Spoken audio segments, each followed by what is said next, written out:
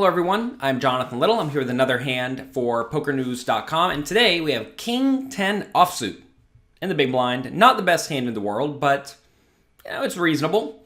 We're facing a min raise, 1,050 under the gun at 250, 500.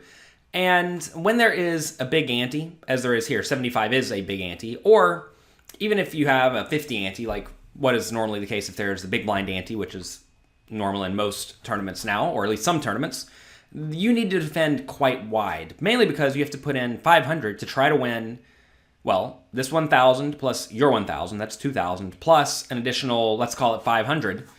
So we're putting in 500 to try to win 2,500. That's a lot. So do we think we're going to realize 20% equity in this pot? And the answer is almost always yes, if you have any two reasonable cards. You do have to be careful because we are out of position, which you don't want to be. And also, especially with like two big cards like this, we're going to be dominated a decent amount of the time. But I think you're still going to find you win or realize your equity about 20% of the time. Usually we have something like 38 or 40% equity against our opponent's range. So if this was an all-in for 1,000, we'd call with everything because everything has 20%. But we're going to get, outplayed sometimes where we end up check folding the best hand. Like say our opponent raised Queen Jack and the flop comes 9-4-2 or 9-8-2 or whatever. We check, your opponent bets, we're going to fold, and he wins with the worst hand. Or say it comes, all low cards and our opponent has some medium pair. If our opponent bets and we fold, well, we're often folding out 25% equity or something like that. So anyway, we're going to under-realize our equity in this scenario, but that is okay because we are getting such amazing pre-flop odds.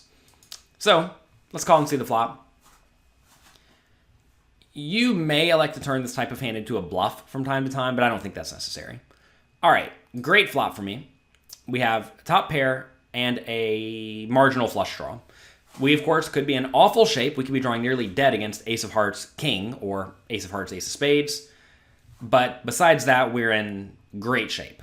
So we're going to check, and we could consider leading on this type of board, but if we lead and get raised, we don't really love the spot anymore because then our opponent's going to be raising with mostly good flush draws and good made hands, or flushes, of course, and we don't quite know where we stand against that, right? So instead, we can check and keep our opponent in with his entire range, and let him bet with a lot of his range, and we know we can very easily continue against that. So let's check call. This will result in me getting outdrawn sometimes, but it's fine. You have to understand the goal here is to keep the pot manageable. Whenever you have a pair and a marginal draw, as we do here, usually the pair component of your hand is the most important because usually that's what you're going to have by the river. So a lot of people look at this and say, oh man, a pair plus a flush draw, I need to check raise and try to get all in. The problem is when you get all in, you're going to be against better kings or better made hands or nut flush draws that have plenty of equity against you. So you either get to play a big pot, roughly flipping, which is not really what you want, or you get to play a small pot with something like 65 or 70% equity, which is way better. You'd much rather play a small pot with a lot of equity than a big pot with less equity, even considering the fact that we get our opponent to fold sometimes. In this scenario, when the opponent folds, often they're drawing quite thin. So check call flop. We're going to check the turn.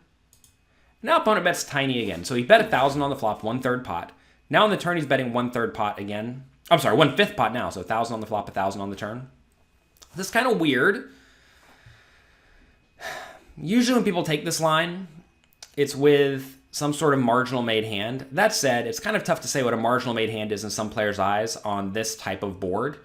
For all we know, a marginal made hand could be a good king, or pocket aces, or maybe pocket queens or jacks. I don't really know what's going on here.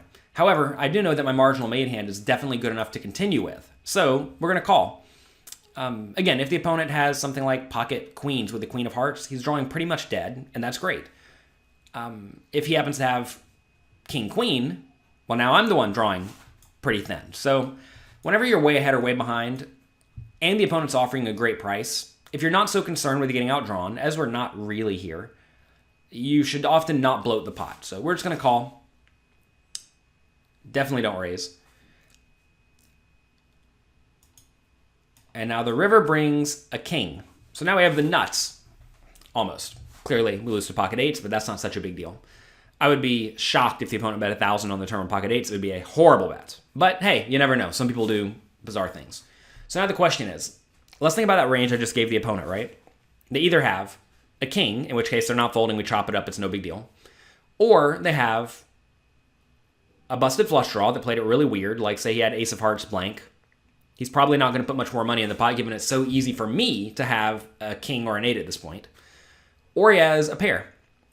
So how will the pairs play in this spot? Say our opponent has aces, queens, jacks, 10s, 9s. If we check, is he going to value bet? Well, if he does value bet, we raise, he's almost certainly going to fold, right? So if he does value bet, given he bet tiny on the flop and the turn, it's probably going to be a tiny river bet. So if I check, would I be happy facing a 1500 bet? Not really, right? That's not actually that many chips. If I check, he's often just going to check behind if he has pocket 9s. However, I think if I lead in the spot, our opponent will hero call some portion of the time, especially when they have something like queens with the queen of hearts or aces with the ace of hearts. So I really don't do a whole lot of leading on the river. And typically when you want to lead, it's when the board changes to help your range. And it kind of does here, but it also helps the opponent too, right? If the opponent just has ace kings, it helped his range perfectly fine.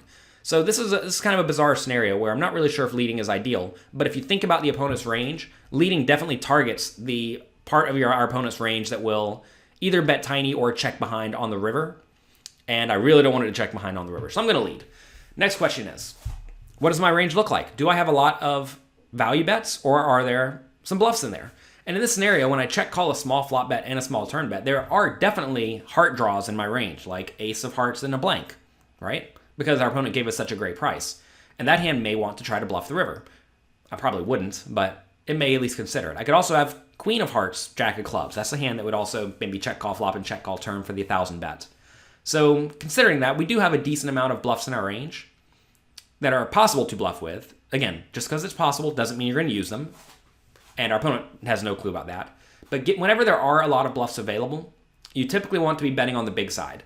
If instead the board somehow made it to where we have like no bluffs, like say somehow 4 hearts came on the river and there were, the board was the same, but there were 4 hearts, which I know is not possible, but pretend like that was the case. Then we have either flush draws that got there, or we have full houses. And in that scenario, we should be betting small because we just have very few bluffs. You can always try to find bluffs, like say we had pocket 2s with no heart, you could maybe bluff with that, but there are no obvious bluffs, right? When there are a lot of obvious bluffs, usually you want to bet big. So how much is big here? Pot 7,000. Given the opponent has 22,000 behind, I think going all in would be a little bit too much, but I do think betting quite big is very nice in this spot, like 12,000 or 13,000. And that may sound insane, but think about it, right? If you're sitting here with aces, queens, jacks, 10s, 9s, and your opponent blasted here, are you actually folding? And if you are folding those hands, are you really calling very often? Especially given your hand does look very marginal made, right? I mean, it's somewhat difficult to have exactly ace, king, king, queen, or king, jack suited in this spot. There just aren't a ton of combinations of those, given the 2 kings on the board. So I think we need to bet big. Ooh. Real life video here. It's time to wake up. I woke up early. Real life video here. And you have to, what am I trying to say? In this scenario, the opponent needs to call with some of his bluff catchers because his range should not be only full houses and better to call, because if that's the case, then he's going to be very exploitable. So that's what I do.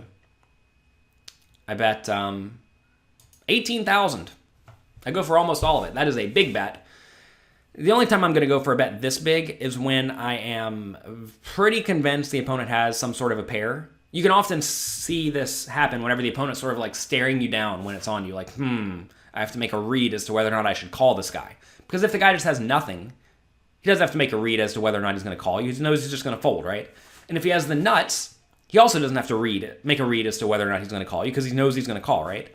But if you see some players like sort of staring you down, trying to figure you out, they're either trying to make you not bet because they want to bluff themselves, or they're trying to figure out if you are bluffing or not. And usually that's going to be the case. So I like this big bet. I think it's probably a little too big. Given the opponent has 22,000, I think I'd prefer something like 13,000. In this scenario, you really want to leave your opponent feeling like they have a playable stack if they call and lose. And if he calls here and loses, he only has 4,000 chips left, which is only 8 big blinds, right? It's not a whole lot. So I think I would prefer to use a bet size a little bit smaller to make my opponent feel better about the situation when he calls and loses. Because a lot of people will look at this and say, well, okay, if I fold, I have 22,000 left. That's still plenty of chips, right? It's 40-something big blinds. If I call and win, well, I have a boatload of chips, but I already have a manageable stack right now, which is fine. If I fold, if I call and lose, though, I'm basically out. And a lot of people don't want to be out. They're fine calling and losing if they still have 10,000 chips or 15,000 chips. But of course, like I said, I think we do need to bet big here. So I would have gone a little bit smaller, maybe 13,000 if I played this today, but I definitely do like the idea. If I am going to lead, I want to lead for an overbet. And, the opponent's often going to fold here because, remember, he's going to have a lot of busted draws and a lot of... He's either going to fold or he's going to have kings and a king, and then we're going to chop it up. But when he does have these pairs, this is where you really, really maximize value. And he had aces. Wow. So I was drawing pretty much dead, but sometimes you get there. When you get there, you want to make sure you get full value, and I definitely think we did here. On the river, if we checked and he bet 1,500 and we raised him, he probably would have folded, although maybe he still calls. But think about it like this. If I check the river, he bets 1,500. Am I really raising gigantic to 17,000? I mean, probably not, right?